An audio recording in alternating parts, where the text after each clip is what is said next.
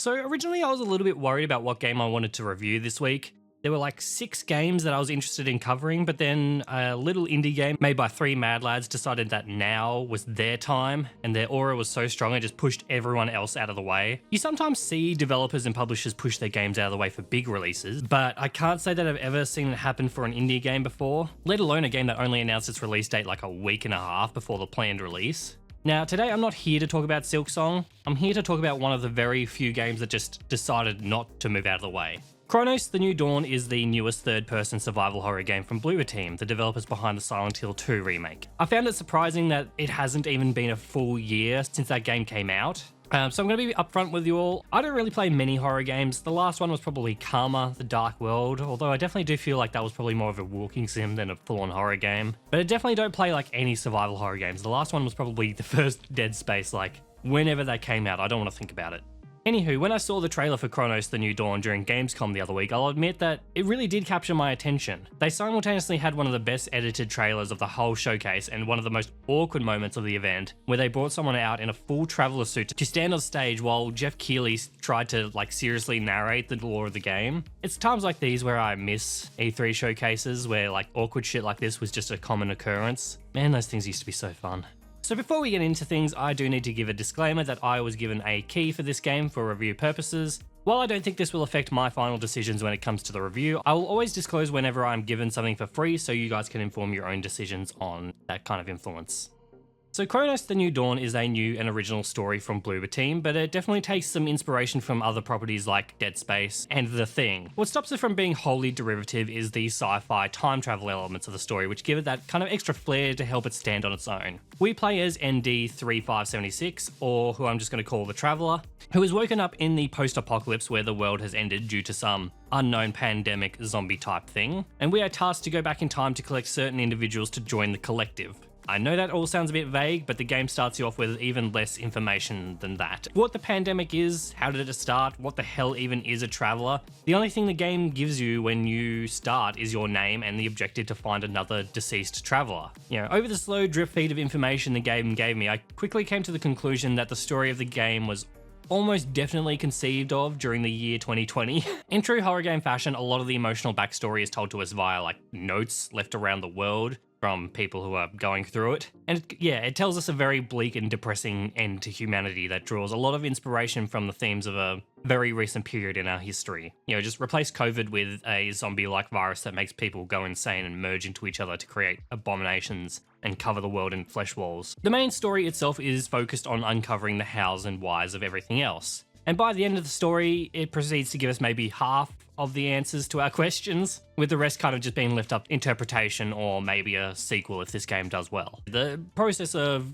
obtaining this information is pretty slow, just like the character we play as, the Traveller. The Traveller is an enigmatic character that is intentionally hard to get a read on, that the only traits that this character has for really the first half to 2/3 of the game is that they really like cats. You find out over the course of the game that the Traveller we play as well as all of the other Travellers, have a very slow, direct, and almost but not quite emotionless way of speaking. There is emotion, but it bleeds through very subtly, which is done very fantastically by the voice actor for the character. She has an absolutely standout performance, and props also have to go to the other actor who plays the Warden.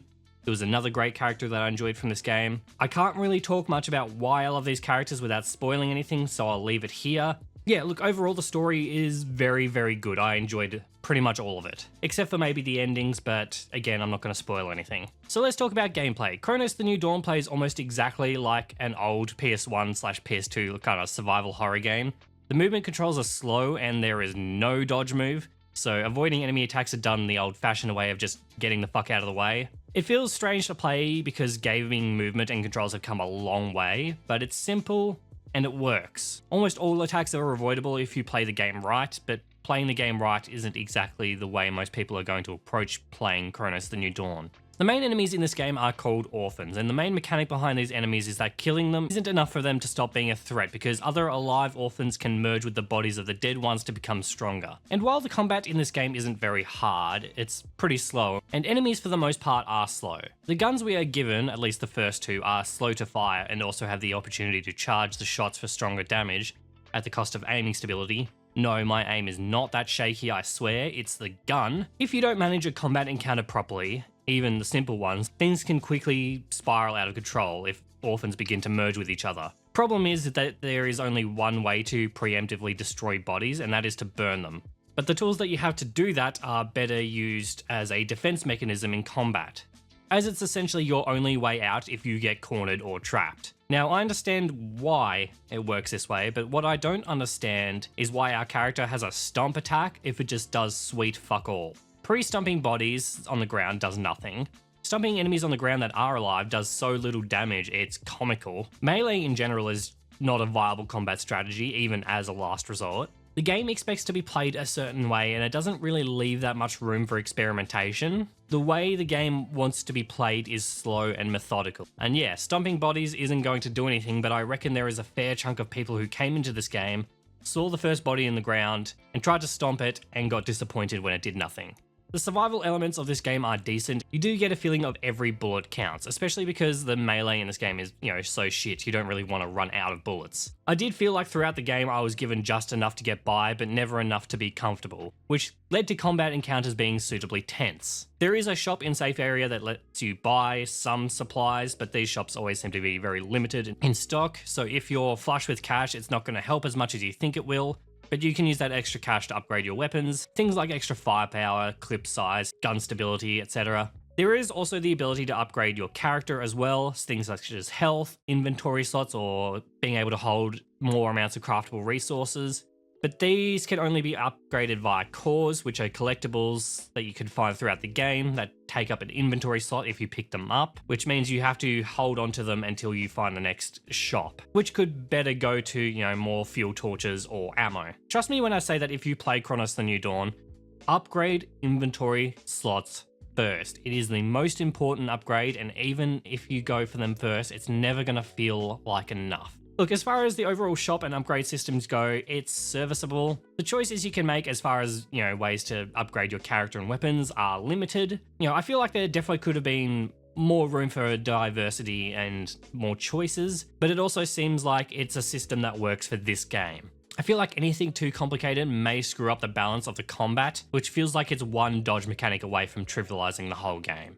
And that's the problem, it feels too simple, yet any complexity feels like it could unbalance the game very quickly. But if you play the game how it wants to be played, it's a fun enough survival horror experience. Before we move on, I do have some minor nitpicks that I wanted to talk about. One thing I think this game really did need was a map of some kind. There is a button that will bring up a compass and a waypoint to your next destination, which does help a bunch, but later into the game, the level design becomes a bit more difficult to navigate, and getting to that waypoint isn't as simple as it looks. The steelworks in particular, while I like the aesthetic of this part of the game, was an absolute nightmare to figure out where I was supposed to be going. A lot of the time while playing Cronos, I would find two pathways to go. I would pick one thinking it would be an extra way that would lead to more loot or something, and it would actually end up being the way that I was meant to be going, and by the time I'd figure that out, it was too late to double back and go check out the other pathway, which was kind of frustrating because I was having fun just kind of exploring every nook and cranny of the game. Another nitpick I have is the guns. The first two guns that you get, the pistol and the shotgun, have big wind-up charge attacks that look and sound satisfying to shoot. The satisfaction of that damage doesn't really translate to the hits on enemies.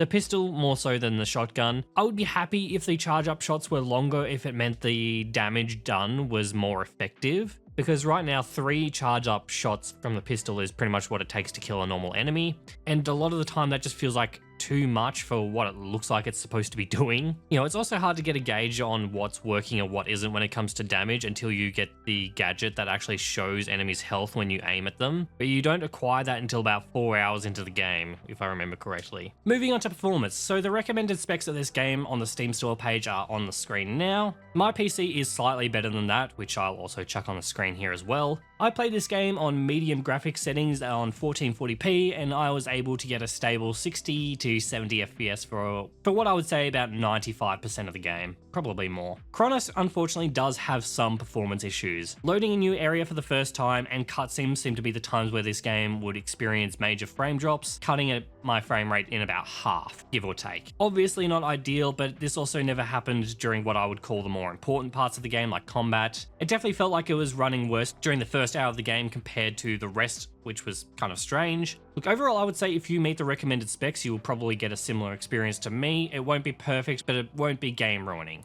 But you'll probably only be playing this on medium graphics at max. So I was also surprised to see that this game is also verified for Steam Deck, so I gave it a go, and yeah, the game actually runs quite decently on the Steam Deck.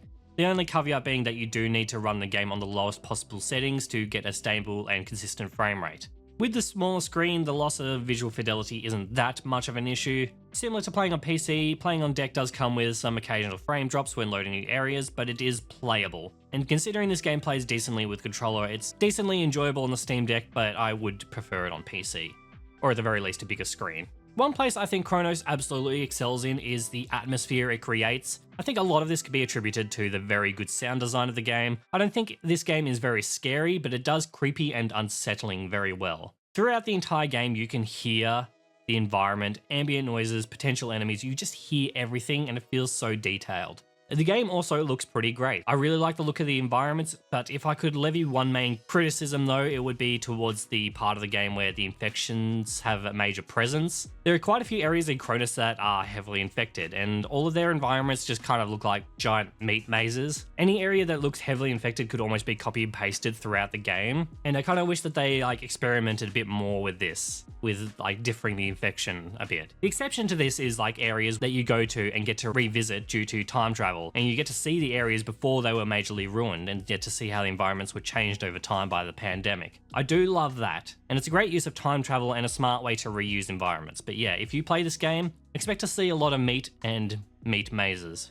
Oh, I almost forgot about the music. Cronos The New Dawn soundtrack, while it feels like it gets kind of overshadowed by the rest of the atmosphere building that the game does, is also really great. It is a very synth heavy and almost kind of John Carpenter inspired soundtrack that fits the game to a T. Again, it just adds to the fantastic atmosphere of the game. So coming into the conclusion, do I recommend Cronos The New Dawn? Personally, I really liked the game. But obviously it's not really for everyone. The gameplay, especially the combat and movement, would almost certainly be a complete turn-off for some people. For me personally, the gameplay wasn't enough to destroy the overall experience. The story, presentation, atmosphere, and sound design are all top-notch. It wasn't hard for the game to win me over on that alone. Yeah, it's disappointing that it is all in service to sometimes more frustrating than fun gameplay, but I gotta say, everything else well and truly hit the mark for me. By the time I finished the game, I was sitting at around 16 hours of total playtime on Steam, but when you finish the game, it gives you a stats screen. Apart from the game pretty much calling me mid, it also says the game time was around 14 hours, which is a pretty decent runtime. There is a New Game Plus option with extra difficulty, which I didn't care to try. Supposedly, there is a different ending if you do manage to complete the New Game Plus run, which I hope they're better than the first two endings that you get to choose from. I might play this in the future.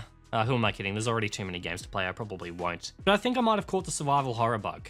It's never been a genre I'm overly interested in, and now I kind of do want to try more. Alrighty, let's wrap things up. The game is available now for $87 Australian or $60 US, and it is available now on Switch 2, PS5, Xbox Series S and X, and PC via Steam, Epic, and GOG, and I give it a hesitant recommendation. Again, the only thing that's really stopping me from giving it a full-hearted recommendation is the gameplay, and if you're willing to look past the uglier spots of the game, you will be rewarded with a decent sci-fi story and a good atmosphere to take in from the game. Thank you so much for watching this video. If you made it this far, then please leave it a like and subscribe if you're new. Appreciate it. If you played Cronos The New Dawn, then let me know what you thought. Many thanks to my YouTube members Controlled Killer, Melodia, Jingles, and Methlike, absolute legends. And if you think my content is worth supporting just that little bit extra, the option is there as a YouTube member. Perks are on the screen, but I also have a free to enter Discord as well as a Steam curator page if you're interested in any of those. Thanks again for watching, and I will see you all next time with, yeah, again, who knows what. See ya.